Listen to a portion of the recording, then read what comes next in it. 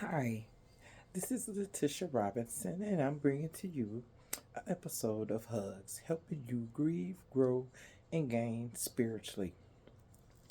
Today is October the 28th, 2024, and it's Breast Cancer Awareness Month. Um, I wanted to talk briefly about making sure, male or female, that you pay attention closely to your body. Um, Look for any irregularities in uh, your body, in the breast area, any lumps. Check for um, nodules, lymph nodes. You need to do a monthly breast exam. Check yourself out for any nodules, any growths, any discharge, um, any type of discoloration, or any type of in, um, uh, any type of dimpling. Dimpling, that's the word. Any type of dimpling that could be in the area. I had posted something on Facebook. It stated that if your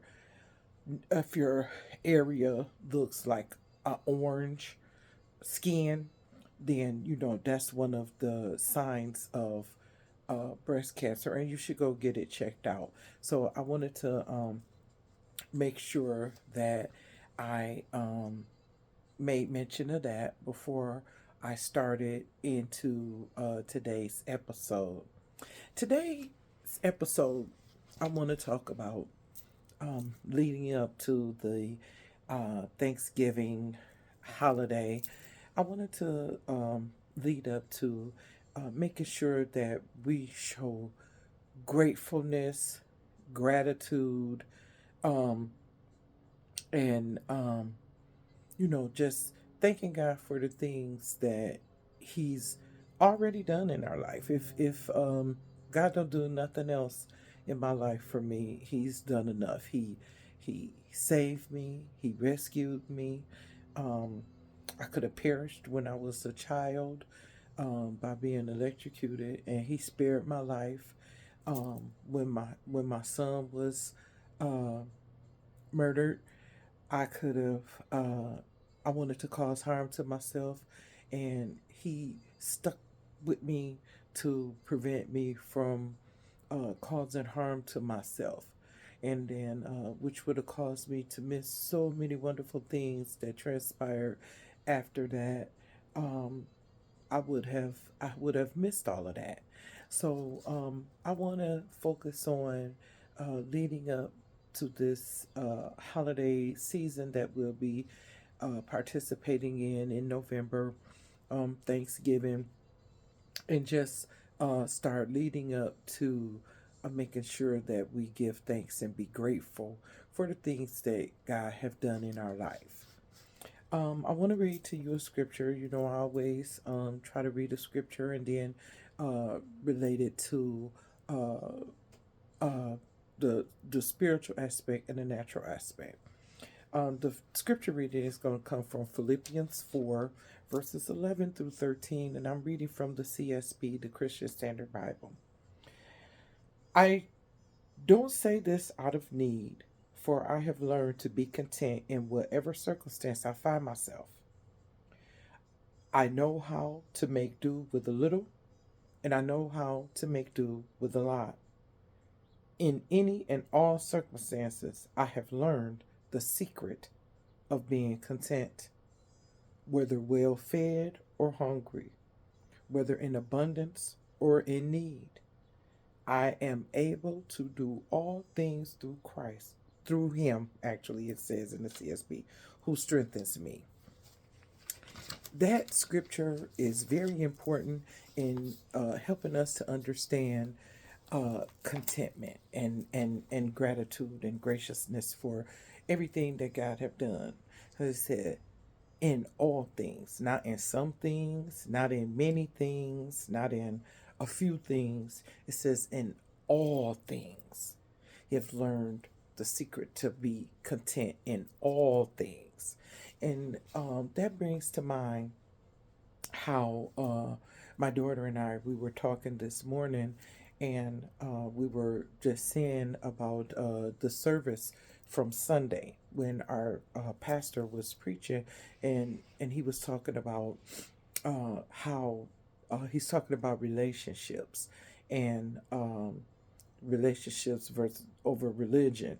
And he was saying, like, we as humans, we have a lot of needs, a lot of desires, and sometimes our needs and desires, when we're praying about things and asking God for things, instead of us telling God, I won't, I won't, I won't, I won't, change the narrative of the prayer, change the verbiage, and say, God, what do you want from me, out of my life, out of my service to you? What do you want me? What do you want from me? And when when we change the verbiage, when we change the narrative, when we change the way and what we ask for, and we start tuning our life to what God wants, that help us to gain contentment. Because whether we, if you hungry, you're gonna get fed. If you thirsty, you're gonna get something to drink. God not gonna leave you out here um, to fend for yourself. And He says whether He have a little or whether He have a lot. Some of us have so much; we have an abundance, and we're still not happy. We're still not content with the things that we have. We it's always more, more, more, more, more, more. You know, um, God could give you the job that you've been praying for. He give it to you, and then you'll be, these people on this job. You're not content with what you ask God to give you. Then it'll be, I want the house. Okay, so you get a house. Then it's, well, this old raggedy furniture. Okay, so you got the house, and soon you will get better furniture. You know, the house that I live in, I done moved to a smaller residence because of my legs and hands and everything. It give me problems when I would be walking up and down those flight of stairs to get to the kitchen, to my bedroom, and the bathroom was upstairs. So really, to help me out, everything needed to be on one floor. So, you know, I moved into this house, and I was like, this little box, it is just me here now. So, I always be saying stuff like, y'all, we got to gather around, get you a chair or something so that you can sit down. Because the house so small, it's just, I can't put no whole lot of furniture up in here. But you know what? I will have people over to my house. Um, we have our family dinners over here, and it be all the adults, all the kids, and it's like we be packed in here. I said, but I would rather it be like this, and we have love and joy and peace and no and contentment, no fighting, no arguing, you know. Um, but the kids, they might get into it with each other, but they kids, they be doing stuff kids do, and but all of that is building memories. It's building um, it's building a foundation with our children, and letting them understand how to be with one another. Um, a lot of times in today's society, a lot of these kids, a lot of families, they, in the black community, we used to do a lot of things together. Our families and everything. We used to do a lot of things together. But the big mamas and the muddies and everybody, they leaving here. So it's up to it's up to us to continue with um, teaching our young people, our children, how to be family. We have to be content with um, loving on each other. No, everything is not going to be, everything in your life is not going to be, as they say, 100. But you know what we can all do? We can all uh, band together, do a little bit, come together and be happy with one another. Um, it's far too important. It's far too important for us to build a solid foundation with our young people and with our families and with ourselves than it is for us to be um, just in a state of discontentment. You know, I just really, really, really uh, want people to understand that um, life is so short. Life is so short. You know, I could be talking. I could be talking to y'all today, and then I could be gone tomorrow. Um, that's how life is, and uh, we have to learn how to um, just be happy every day, every day that I wake up. I thank God for allowing me to see this day, and I and and thank God for my family and my friends and my loved ones, and hope and pray that they have a good day. I also um, uh, take the time out to uh, before I go to bed at night. My kids know I'll give each and every one of them a call, and tell them good night. I would say good night, and I make my rounds.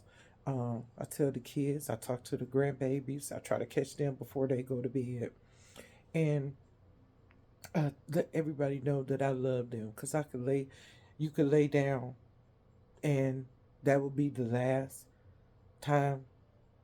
That would be the last thing that they remember.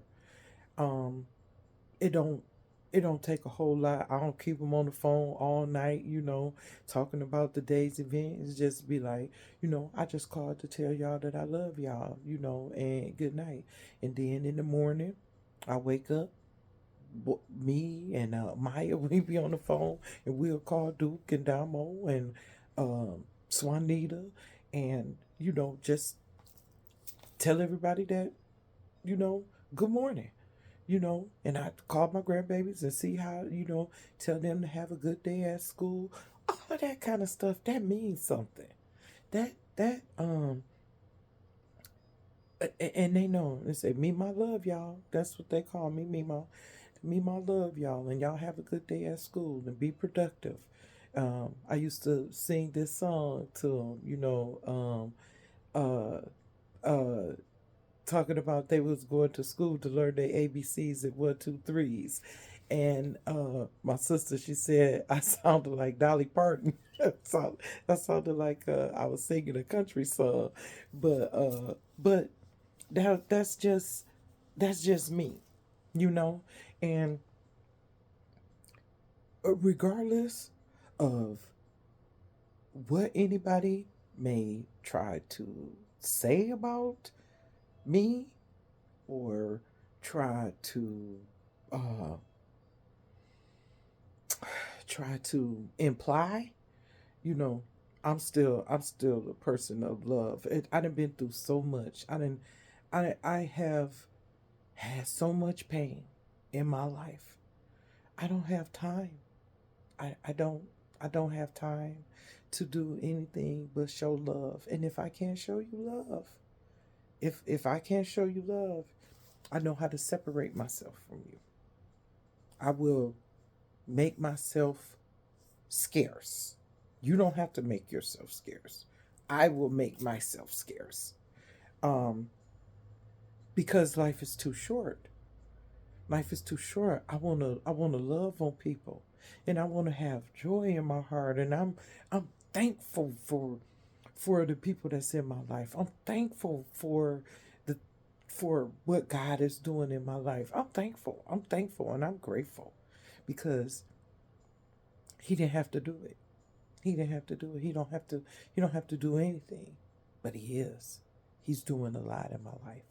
And you that old saying, you don't tell people your dreams. I have a lot of dreams and aspirations, but it's God's will. If it's God's will for these dreams and aspirations to come to fruition, that's what happened. And then you'll hear me talking about it. But if it's not God's will, it'll just be dreams and aspirations that that I was thinking about, but I have to be more focused on what God is saying and doing in my life. So I just ask that if this message has been a blessing to you, I ask that you would like, share, and even comment on, so I can know if the content that I'm putting out, if it's helping you. A lot of people have been saying some nice things, and I'm thankful and grateful. I really and truly am. I am thankful and grateful for uh, the comments that have went forth, and anyone that has liked and shared the content. Um, I really am truly thankful and grateful. Y'all be blessed.